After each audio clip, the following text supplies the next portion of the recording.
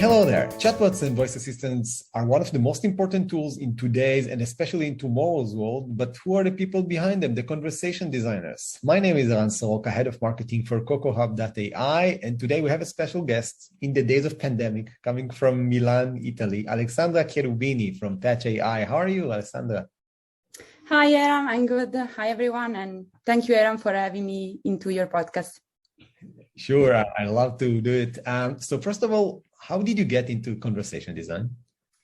I have an educational background in humanities, and I studied specifically translation for languages, literature, and so on.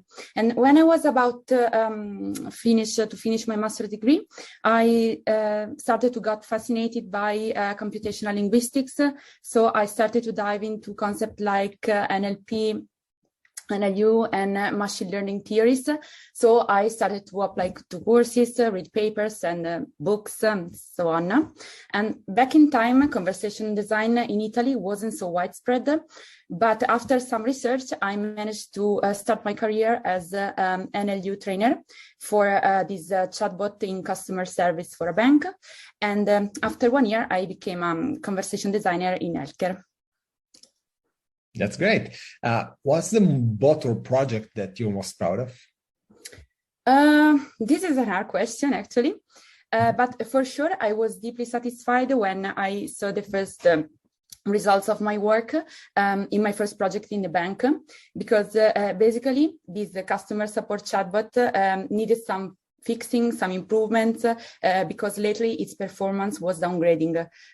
So I started to work on that and just release my adjustments, And after some time, I saw that its performance was increasing, and also that the conversation were getting better. Also, the user were more satisfied about this chatbot also by providing better feedbacks, quantitative and qualitative feedbacks. So that was a really a great start for me and push my confidence, let's say.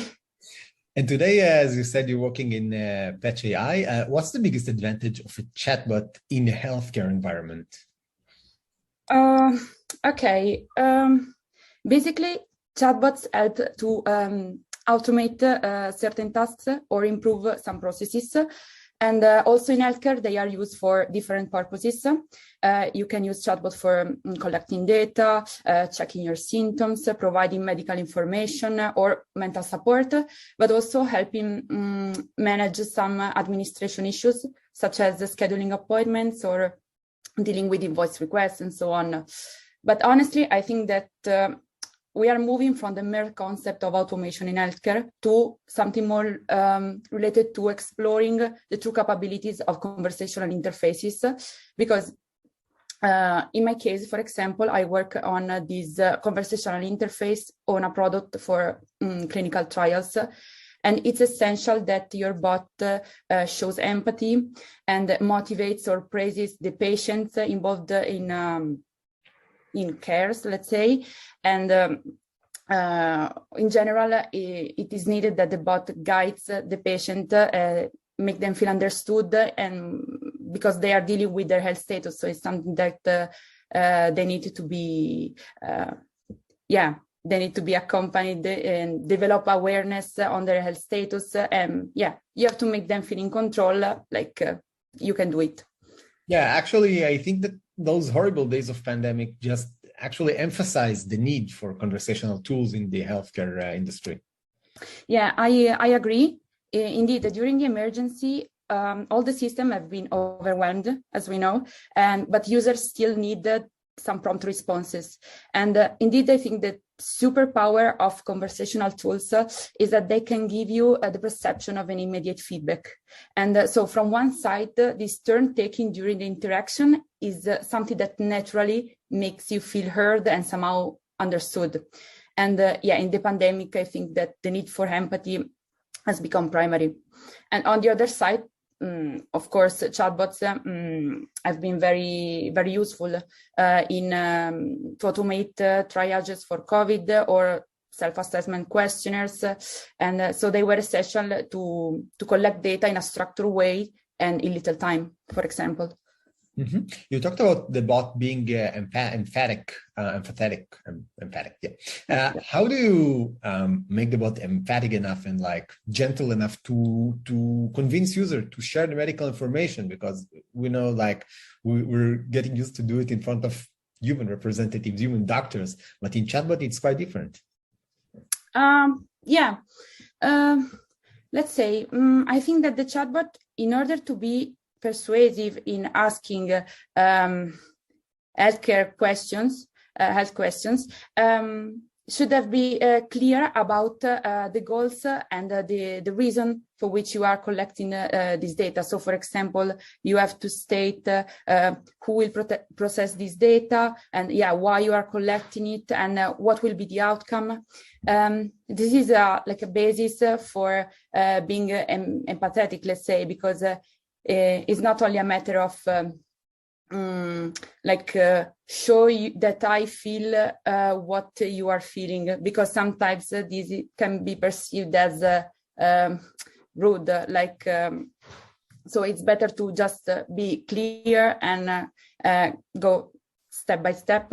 And if your bot, for example, is on a mobile application, like in my case, it's important that all experience is consistent with this kind of clarity towards the patient.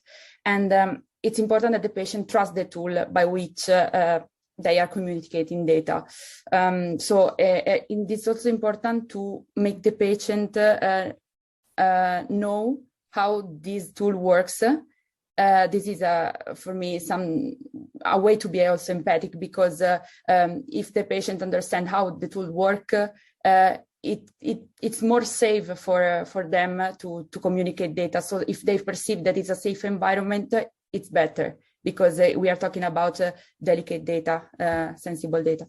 Yeah, you just mentioned that a bit delicate, and like in Israel in the previous 2 weeks or something, when recording is in mid-January, there was like some kind of funny incidents of people, if you can call it funny, like people saying to the chatbot of the Israel Ministry of Health, a chatbot related to COVID, it asked the person, how do you feel? And then some people are answering, not good. And the bot saying, great, I hope it stays that way.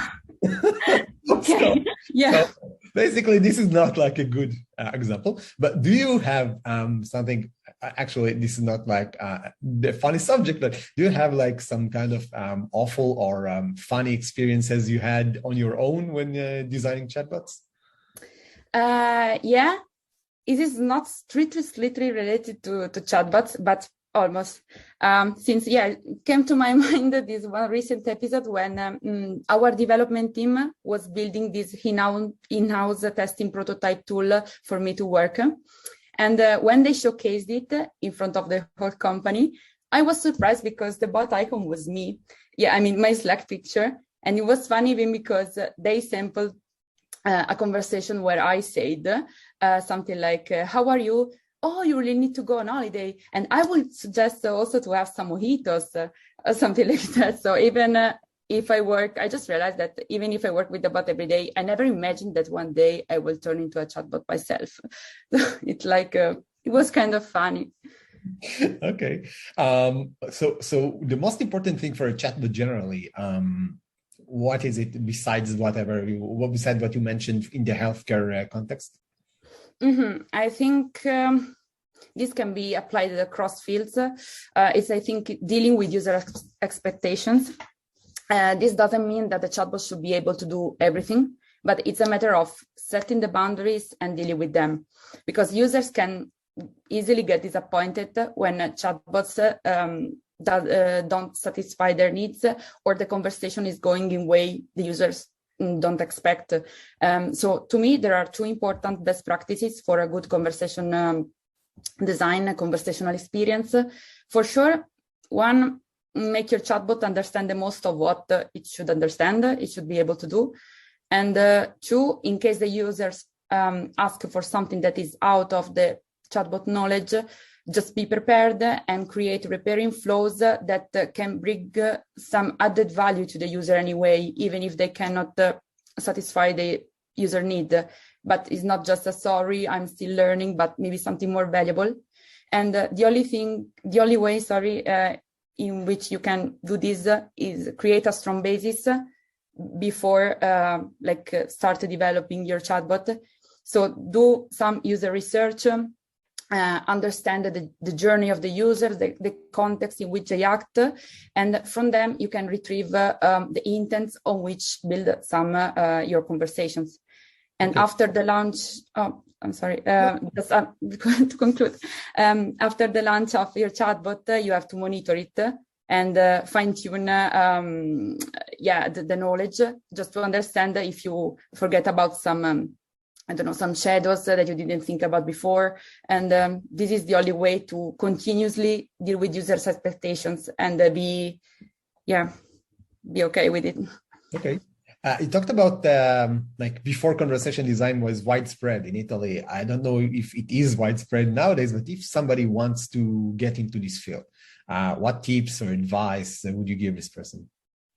Yeah, actually, isn't that widespread now, but I think I see that things are getting better because a conversation design community is growing also in Italy, and very happy to say that. And I would say to all the people out there that is interested in conversation designing to put all your efforts in this path you believe in, because this is a general statement, but it's very applying to conversation design because, as we mentioned before, it's an emergent field. And the technology is running faster. And we need some conversation designers to join the loop. I think there's no fixed path to become conversation designer, but there's plenty of tools that you can use, apply to courses, join webinars, workshop, read books, watch videos, create a network on social media. Everything can enrich you, your knowledge, and can create opportunities for sure. So just I know that it's an emergent field, but be proactive and take failures as a way to improve, and also focus on some UX and copywriting skills. That it's good. Yeah, taking failures as a way to improve is right, both for the chatbots and for the conversation designers themselves. Exactly. That's what you meant when you say. We're kind of turning into chatbots ourselves, in a way. Let's talk about PatchAi, your company, what the company is doing, what are you doing there?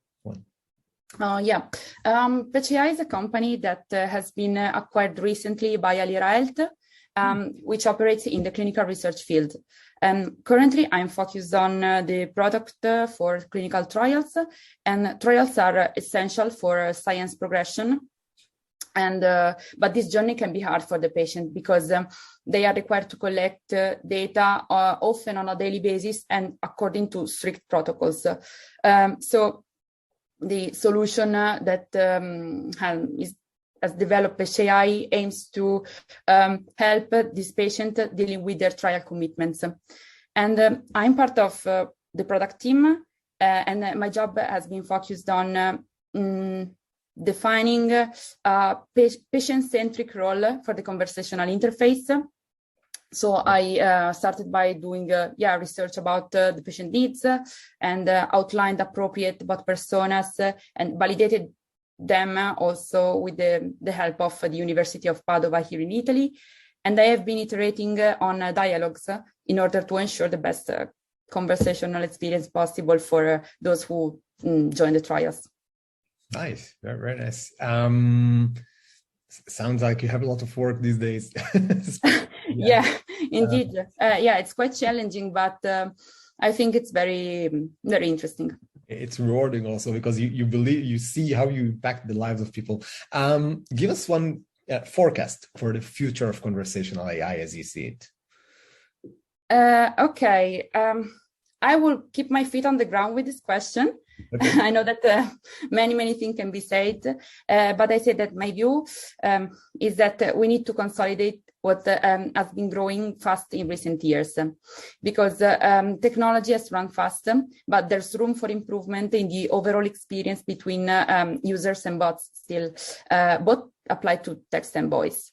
We need more personalized experience, more natural and human-like conversations, and chatbot really need to make the user feel understood. And yeah, I think that in the case of healthcare, this kind of craft experience is very useful and important because we have many examples of conversational AI applied to medical devices for mental support or physical health and so on. And just one project I came across recently, I really liked it. That is this company that developed this robot that help cognitive, social, and linguistic impairment of children with spectrum. And this is a very specific use case of conversational AI, and not only also, of course, robotics.